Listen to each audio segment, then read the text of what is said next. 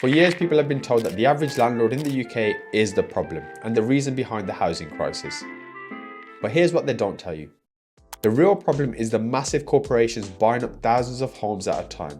And while the small landlords are being pushed out of the market, these big players are slowly taking over. Let me show you the numbers. Most people assume landlords are just individuals renting out one or two properties. And while that's partially true, the numbers tell a slightly different story. Around 50% of landlords in the UK own just one rental property, which I'm sure is news to many of you watching. About 17% own two, and only a tiny fraction, I'm talking less than 5%, own 5 or more properties. But now, here's where things get a little interesting. Companies like Grainger or Lloyds and the Legal & General aren't buying one or two homes. They're buying thousands. Grainger, for example, is the UK's largest institutional landlord with over 10,000 rental properties, and they're not stopping anytime soon.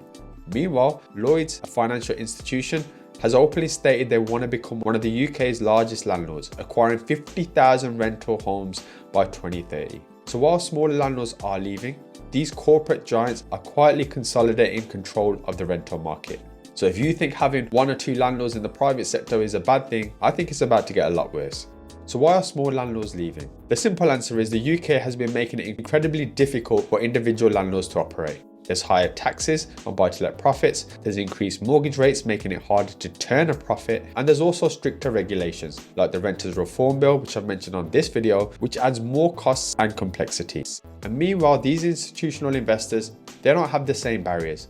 They have access to cheaper financing, they don't pay tax the same way small landlords do, and they can also buy in bulk, driving down their overall costs because of economies of scale. So the real question is this all by design? Let me know what you guys think in the comments. And more importantly, let's have a quick look at what this means for you.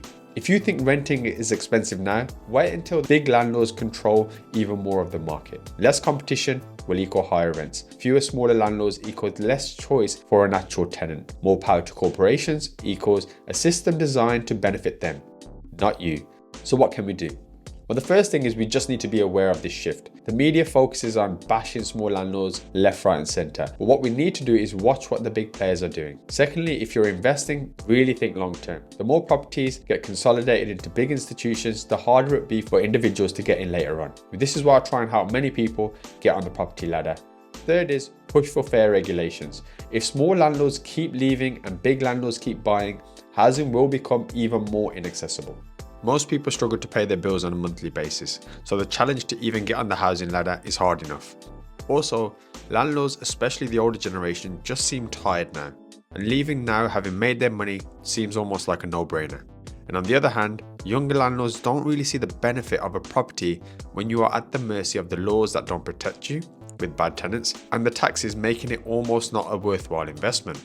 Now again, I don't like to sound like those conspiracy theorists out there, but many people have always said the goal for those higher up is to have us all fighting one another, pointing fingers left, right and centre, and sooner or later owning nothing of real value and renting off the powers that be. It may not seem that obvious now, but the more I dive into this, the clearer it seems their plans of taking over the market are in full swing. But anyways, on that cheerful note, thank you to anyone who stuck around today to watch when you guys could have literally been doing anything, and you chose to spend a few moments with me, and for that I appreciate you. Thanks for watching.